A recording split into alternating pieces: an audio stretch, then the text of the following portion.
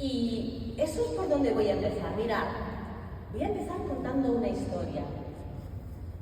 Allá por el año 2000, Bill Clinton y Tony Blair, que eran personajes muy relevantes en aquel momento, presentaron al mundo lo que llamaron el Proyecto Genoma. Llevábamos más de 20 años investigando el genoma humano y viendo cómo poder saber qué genes tenemos, qué genoma tiene cada persona y cómo es. Y eso fue maravilloso porque en el año 2000 lo presentaron y iba a ser como la maravilla, ¿no? O sea, yo estaba emocionadísima. Aquello fue como vamos a descubrir las enfermedades de dónde vienen, vamos a poder curar un montón de enfermedades, vamos a saber la clave de la longevidad y vamos a poder vivir más años. Era la panacea, era maravilloso y yo fue como, ¡guau! Esto va a ser fantástico. Pero no fue así. ¿Qué pasó? Pues mirad, lo que pasó es que el genoma, lo que entendíamos como la cadena esta de ADN, la hélice esta que todos conocemos, ¿no? De Watson y Crick, ¿no? Este dibujito de la hélice, no es todo lo que influye en nosotros. Hay muchísimas cosas que influyen en nosotros que no son la cadena de ADN. Y pasaron muchas más cosas muy sorprendentes. Por ejemplo, descubrimos que el 90% de las cosas que estaban en la cadena del ADN no teníamos ni idea para qué servían. El 90%, imaginaos, solo un 10% de esa cadena de ADN sabíamos para qué era. Y era para producir proteínas. Estaba en la señal de cómo producir proteínas. Y el otro 90%, ¿sabéis lo que hicimos? Dijimos, son genes basura. Como no sabemos para qué valen, imaginaos. Y esos que llamaron genes basura, al principio, hemos ido descubriendo para qué valían. Aún así, todavía nos queda como un 20% de genes que no sabemos para qué valen. Pasaron de llamarse de genes basura, que se llamaban un poco mal, ¿no? Porque pensamos al principio que era filogenéticamente, pues venían de los peces, de los reptiles, y se habían quedado un poco ahí. Bueno, esto, claro, pues me enrollo a hablar y... A ver, necesito asistencia. Ya, vale. Pensábamos que venía, como que se habían guardado, ¿no? De cuando éramos otro tipo de animales, y se habían quedado ahí. Pero nada más lejos de la realidad. Por ese 90% de genes que teníamos, hacen un montón regulan los otros genes, regulan la estructura de la célula, regulan a nivel cromosómico, muchas funciones y cada día descubrimos más y más. Es un campo que sigue en avance y que va descubriendo muchísimas cosas. Tenemos esa gran capacidad. Otra cosa descubrimos. ¿Sabéis qué? El ser humano tiene 25.000 genes. Dijimos, ¡wow! 25.000 genes. Pero, ¿sabéis que la salamandra tiene 32.000? Entonces era como, vamos a ver si la cantidad de genes es lo que nos da como esa complejidad. ¿Qué pasa? ¿Que una salamandra es más compleja que un ser humano? Bueno, a alguno a lo mejor sí, pero en general la salamandra es mucho menos compleja que un ser humano. Con lo cual nos damos cuenta de que más genes no es más complejidad. Y fuimos descubriendo más cosas. Fijaos, al final el gen es como una biblioteca. Es una biblioteca donde nosotros tenemos las recetas de todas las proteínas de nuestro cuerpo. Y entonces el cuerpo dice, necesito albúmina, por ejemplo, ¿no? Y entonces dice, ¿cómo era la receta de la albúmina? Y se va al ADN, coge el libro de la albúmina,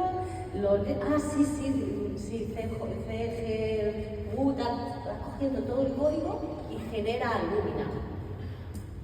Es una biblioteca.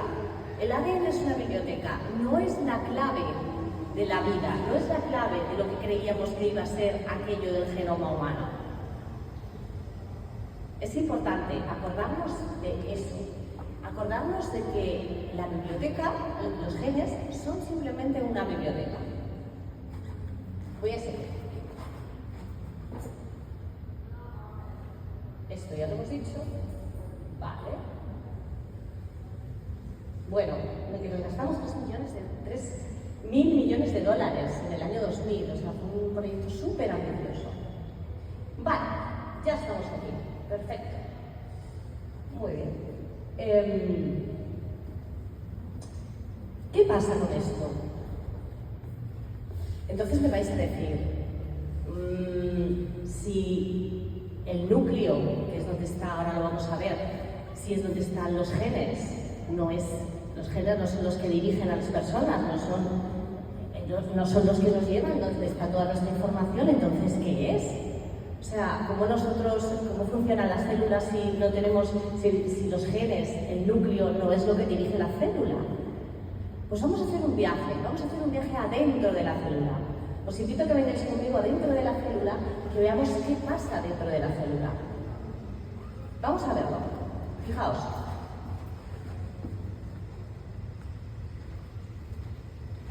Ahora mismo estamos dentro del núcleo. Y dentro del núcleo, que es donde están los cromosomas, que es donde están los genes, es donde estamos ahora. Esto que veis aquí es un cromosoma. Y está la cromatina, y aquí al final está esto que todos conocemos como el ADN, ¿de acuerdo? ¿Sí? Bien.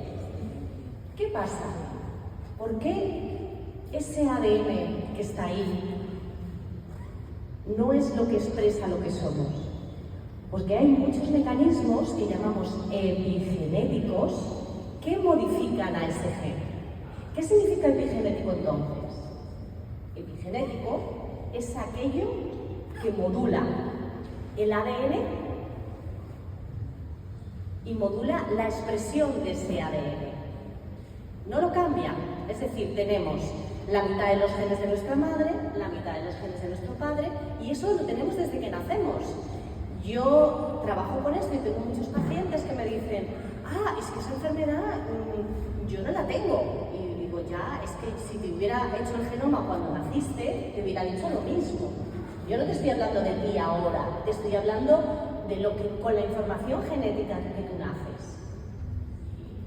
Y claro, me diréis, mi madre tiene hipertensión, y mi padre también tiene hipertensión, y mis hermanos también. ¿Cómo me vas a decir que eso no es genético si todos la tienen?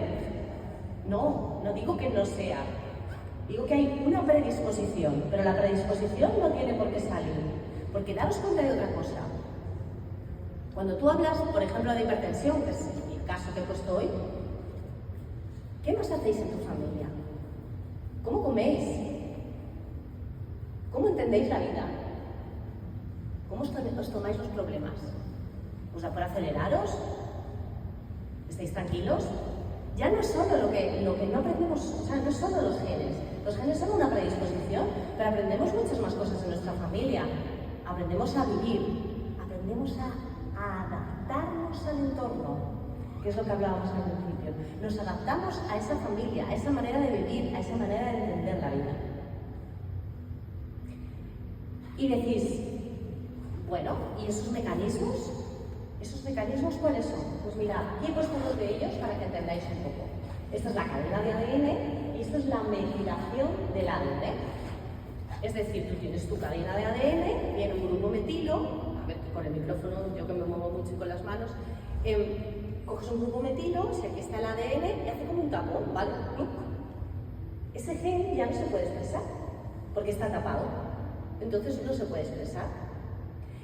Hay más, fijaros, este dato es muy interesante, hay más de 1000 genes que se modifican con el ejercicio físico. Que se modifican, no, perdona, lo he dicho mal. Que se metilan o otros mecanismos que hacen que genes no se expresen. Imaginaos la importancia que tiene. Pero fijaos otra cosa. Aquí lo hemos ido como desarrollando, ¿no? Para que podamos ir viéndolo. Se enrolla alrededor de estas proteínas que se llaman histonas.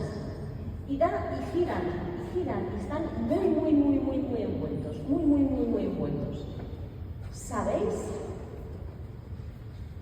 Si tú coges todos los cromosomas, los 23 pares de cromosomas de una célula, y empiezas a estirar, ahí como hemos hecho así, estirar,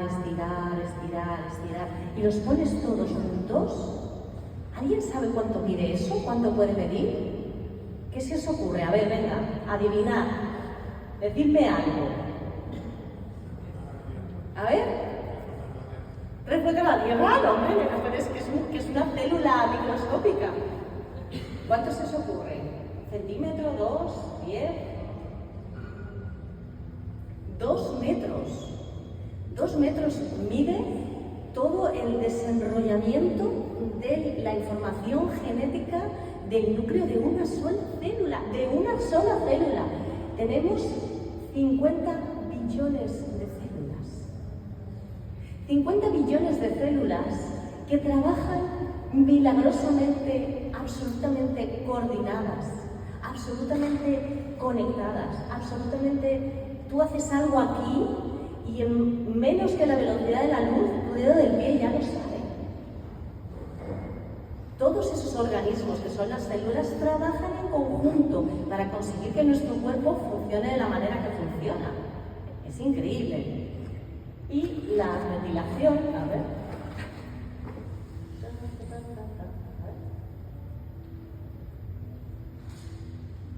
No sé qué pasa.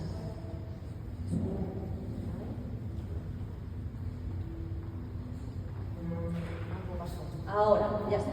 Era para que te levantaras nada más.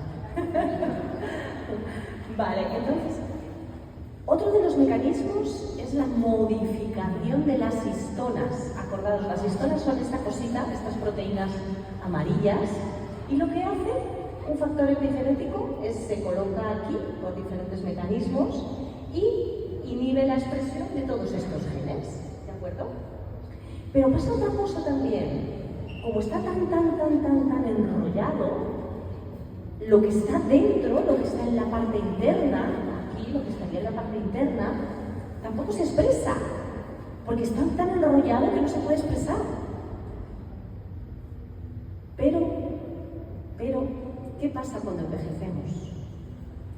Cuando envejecemos, la célula empieza a envejecer. Y esa conexión tan grande que tiene se va pasando. Mirad, esto es una cadena de ADN joven, ¿vale? Tenemos ahí las histonas, que las vemos en azulitos al revés, y el ADN que está en amarillo. Fijaos la compactación, a eso me refería, 2 metros, pero ahí, venga, enrollado. Pero cuando nos vamos haciendo mayores, o cuando las células se van envejeciendo, fijaos lo que pasa. ¿Veis? Empieza a expresarse, se desenrollan. Todo esto que estaba tapadito, enrolladito, empieza a expresarse. Porque antes no podía verse y ahora se ve. ¿Veis la diferencia? Vale. Vale, perfecto. ¿Y qué es importante también con esto? Y ya lo adelantaba por aquí la doctora también. Es que es heredable, irreversible. Pongo un ejemplo. Imaginaos, yo voy por la calle un día y de repente veo un perro a lo lejos.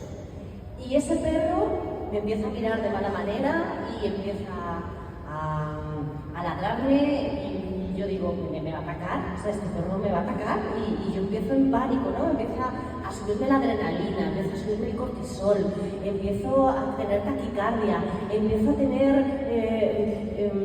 la frecuencia respiratoria más acelerada, ¿no? Porque me estoy preparando para un ataque. Cuando me estoy preparando para ese ataque, el perro me muerda o no me muerda, yo puedo coger un miedo a los perros, porque pienso que me van a atacar, que me van a morder, y cuando veo uno, salgo ya despavorida. Pues eso, si yo al año siguiente me quedo embarazada, está demostrado que ese niño o esa niña puede tener miedo a los perros independientemente de que no se críe conmigo. Nace, se la lleva mi prima a Estados Unidos y ese niño o esa niña puede tener sus genes miedos a los perros sin saber por qué.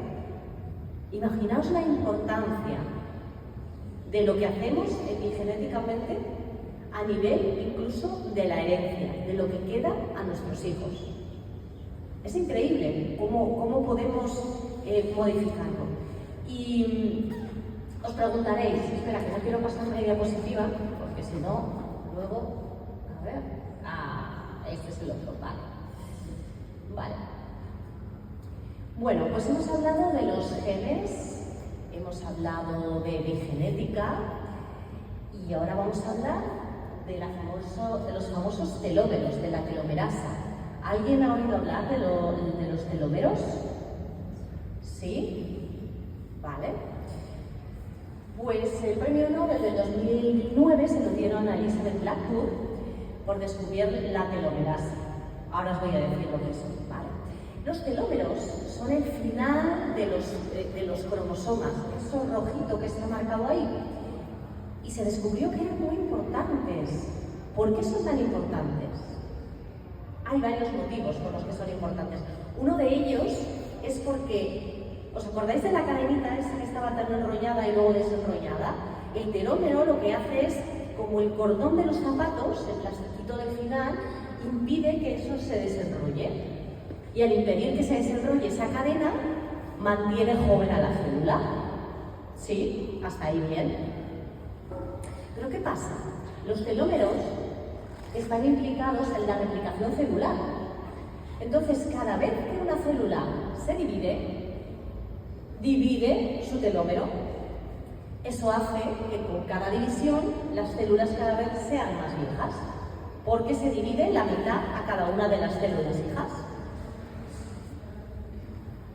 ¿Y qué descubrió esta mujer?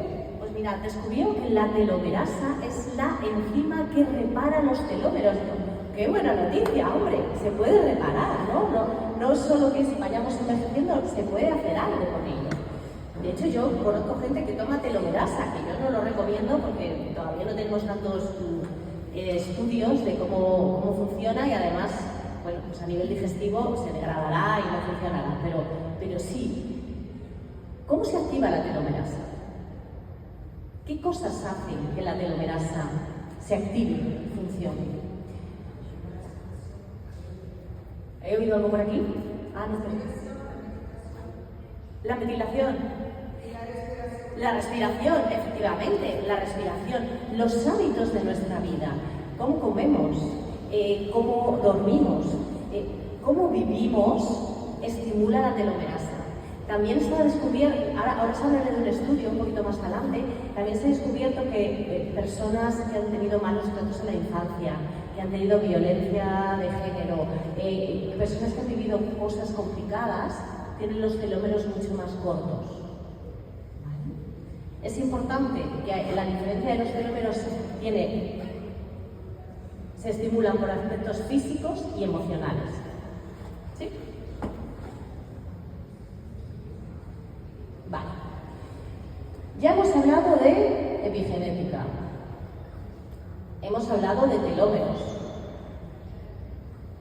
Pero seguimos sin saber cómo nos manejamos en la vida. Si ya hemos dicho que no, que esto está bien, que es una biblioteca, pero no es lo que nos mueve, ¿no? ¿Qué es lo que nos mueve entonces? ¿Qué es lo que hace que nosotros hagamos cosas o no hagamos cosas? Pues fijaos, se ha descubierto en los últimos estudios que realmente el cerebro de la célula está en la membrana celular. En la membrana celular. ¿Por qué en la membrana celular? ¿Qué hace la membrana celular? Que durante muchos años pensábamos que era como una línea finita que estaba ahí y bueno, pues separaba lo de dentro y lo de fuera y ya está. Claro, separa lo de dentro y lo de fuera. Tiene esa comunicación con el medio externo y el medio interno. La membrana celular, y os voy a poner una foto muy fea, pero ahora os pongo otra más bonita que me gusta más. La membrana celular recibe a través de las proteínas integrales de membrana, recibe señales del exterior, las recibe y las manda al interior. Y así nos comunicamos con el exterior. Cada una de las células se comunica a través de las membranas intracelulares. Y son esas señales las que hacen que la célula funcione hacia un lado o hacia otro. Quería que vierais así, pero la que me gusta es esta, que es muy galáctica, ¿no? Así como cómo es la membrana lipídica vírica, cómo tenemos la membrana y cómo las proteínas están incrustadas ahí en la membrana y cómo dejan pasar unas cosas u otras en función de muchos factores, pero sobre todo, cada una es como un receptor de una hormona o de un estímulo o de diferentes cosas. ¿Qué es importante de esto? Fijaos, porque dices, vale, pues viene una insulina y yo pues la dejo pasar o no la dejo pasar, depende del receptor. ¿Sabéis que funciona con sustancias bioquímicas, pero también con otro tipo de estímulos, como pueden ser las vibraciones, las ondas de radio? Vibran y esa vibración se conecta a la membrana celular y de la membrana celular pasa por un engranaje absolutamente perfecto al resto de la célula. Es decir, que ya estamos viendo que en la membrana celular, a través de todo este sistema, no solo los estímulos bioquímicos influyen en la célula, sino también los estímulos vibracionales. Las señales vibracionales también estimulan a la célula. Y es así, es un engranaje perfecto. Llega la señal, pasa por la membrana, pasa hacia adentro y como un reloj suizo perfecto va haciendo un circuito que va estimulando pues, los ribosomas, las mitocondrias, todo lo que es el sistema interno de una célula.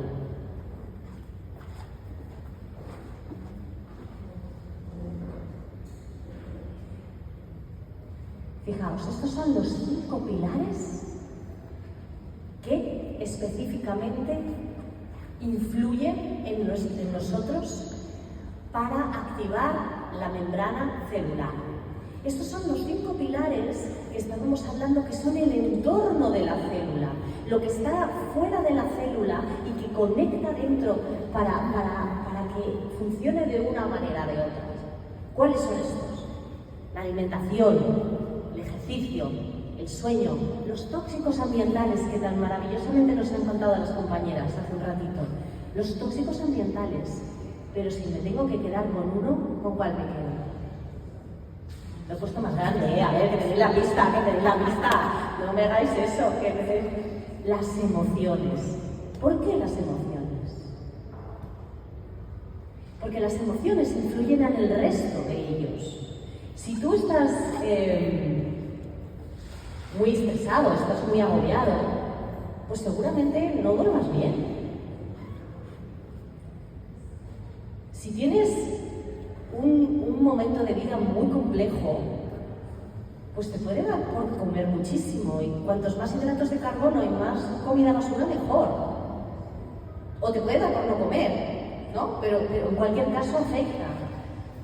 Tóxicos ambientales, igual, cuanto más desequilibrados estamos, más cantidad de guarrerías comemos y más expuestos estamos a otro tipo de cosas. Y el ejercicio.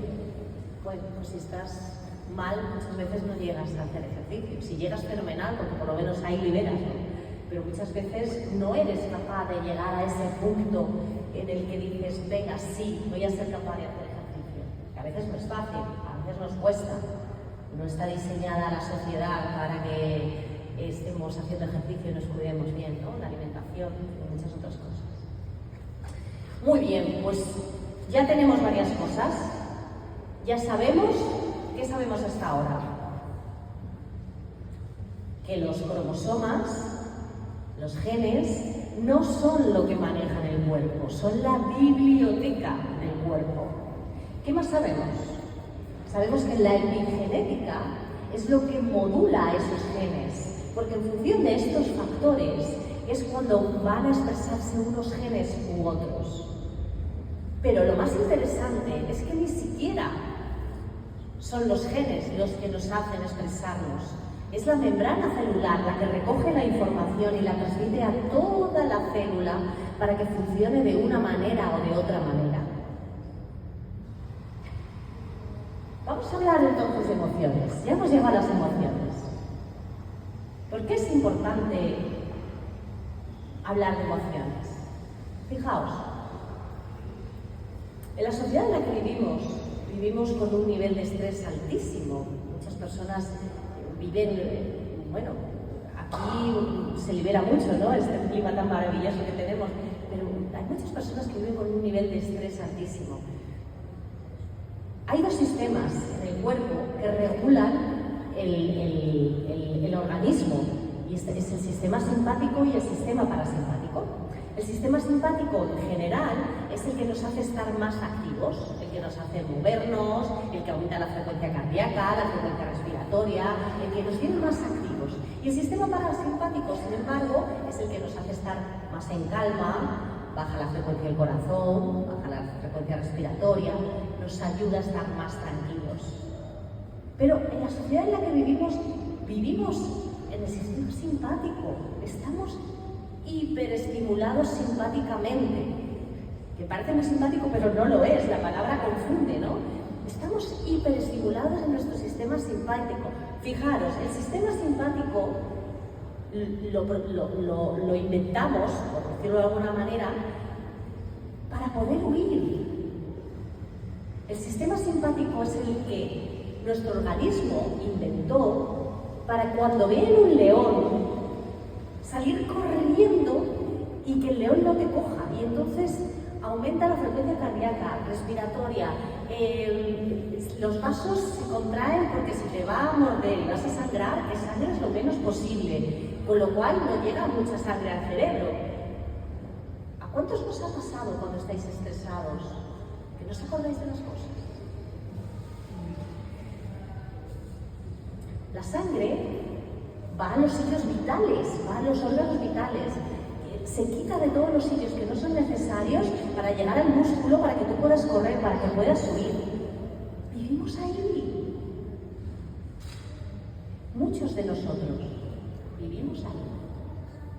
Vivimos en ese estrés, vivimos constantemente esperando que venga el león a mordernos. Y eso no nos equilibra y eso no nos ayuda. Fijaos qué interesante, ya se ve otra vez, venga. Bueno, da igual. Si quiere que se ponga esta sí, ahí está. Vale.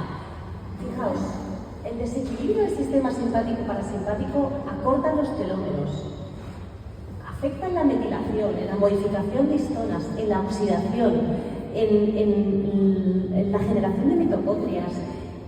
Es que no hay tiempo para reparar. Esto ya es otra charla, ¿no? De hablar del sueño o hablar de la reparación celular, pero cuando estamos en ese estado no hay tiempo para reparar el organismo. Solo hay que sobrevivir, hay que salir corriendo. Cuando uno está sobreviviendo, no está viviendo, y si no estás viviendo, no estás reparando.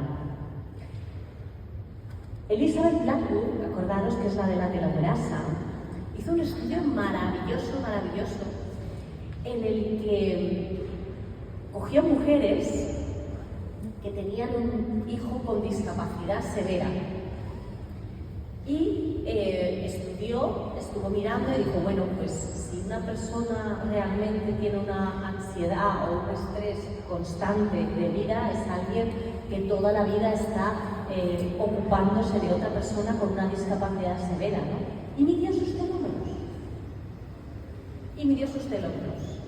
Y encontró pues lo que imaginamos. Tenían los telómeros más cortos que la población general. Pero un dato muy curioso. ¿Sabéis cuál es?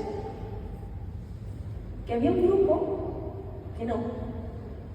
Dice, bueno, entonces, ¿esto qué pasa, no? O sea, que de repente había un grupo de mujeres que no tenían los telómeros más altos, incluso más altos, más largos.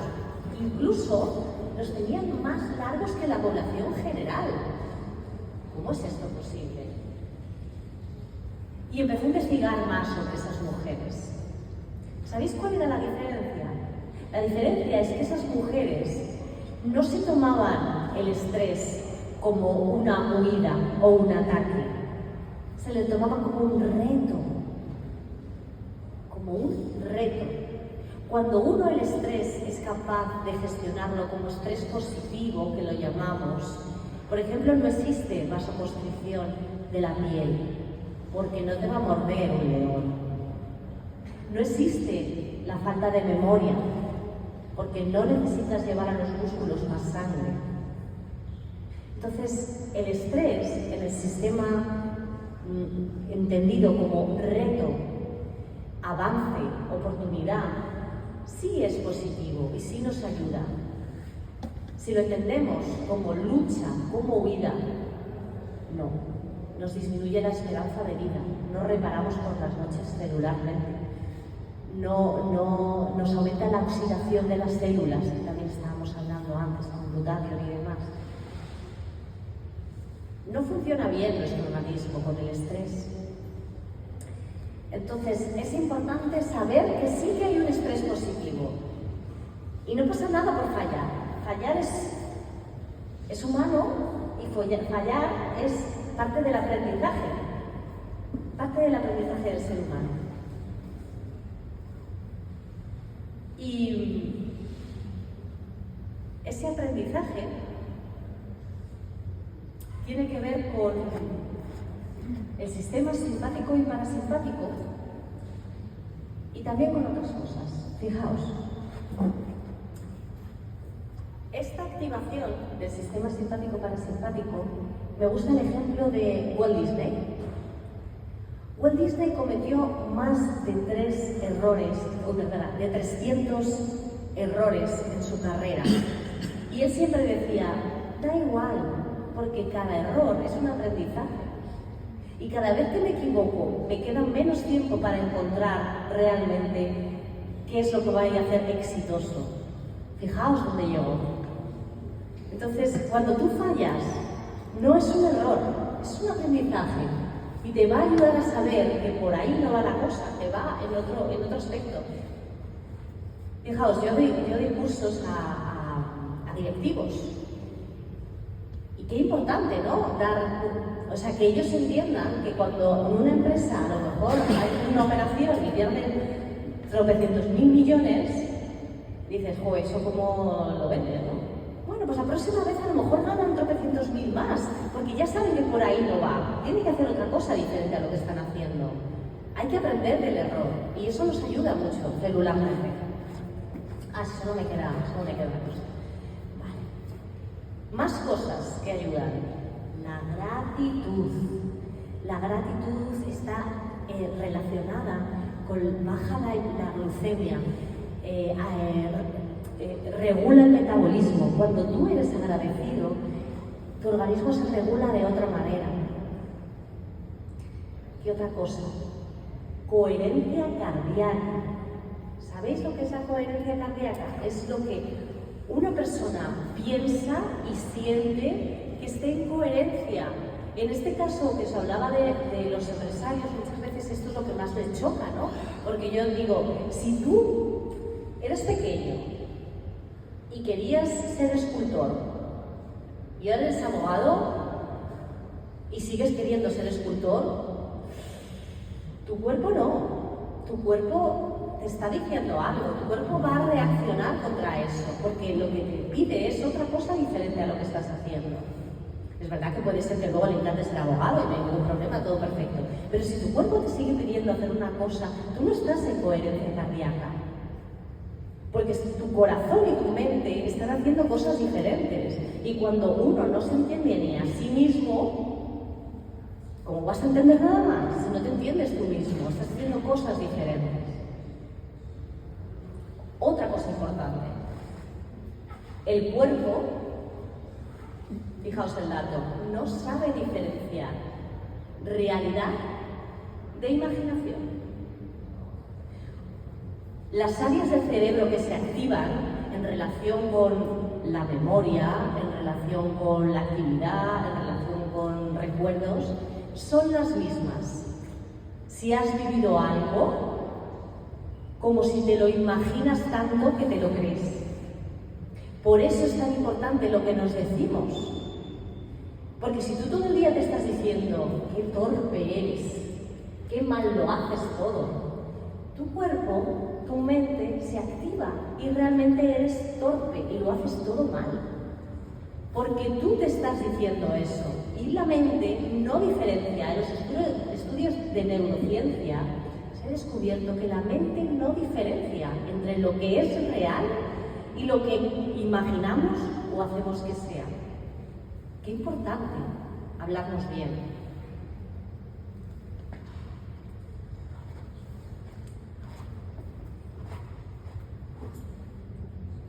A ver, que quería una... A ver, vale.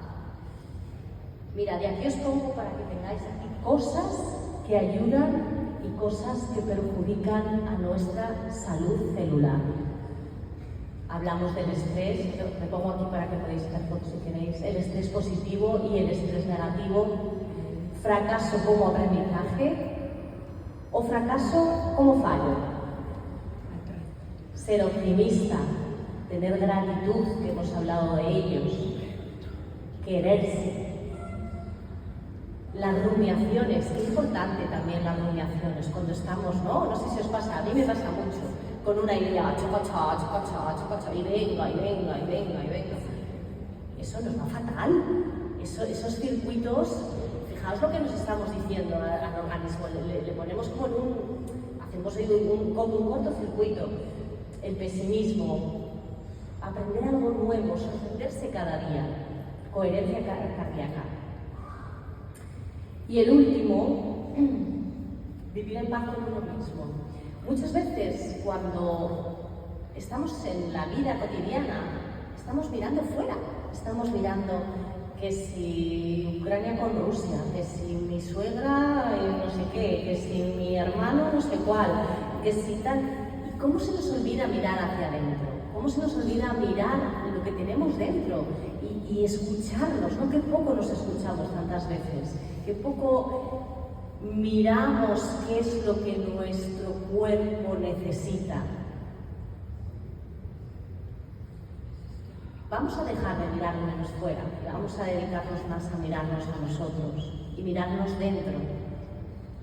Eso es lo que le digo yo a los pacientes cuando les digo, tienes que meditar, pero meditar no es sentarse a hacer así, que puede ser. Pero el otro día una señora, me encanta hacer ganchillo. Pues medita haciendo ganchillo, o sea, a mí me da igual. Dando paseos por la naturaleza, nadando, lo que sea que te conecte contigo mismo, no que te dediques a hacer algo que te saque de ti para no escucharte. Eso es lo importante, que te deje escucharte. Y ahora la reflexión que os hago, final. ¿Cómo queremos que nuestro cuerpo reciba esos estímulos? ¿Qué estímulos queremos que reciba? Porque acordaros que nos adaptamos a todo. Acordaos que el ser humano tiene esa capacidad maravillosa de adaptarse a todo. Maravillosa o no tan maravillosa. Pero si tú a tu cuerpo le hablas mal, comes mal, te intoxicas, no duermes, te peleas con el vecino, te peleas con todo el mundo, ¿qué le estás diciendo a tu cuerpo? Tu cuerpo se va a adaptar a ese mensaje porque somos unos adaptadores maravillosos, innatamente preparados para ello. Cada uno debemos elegir qué mensajes y qué adaptación queremos dar a nuestro cuerpo. Muchas gracias.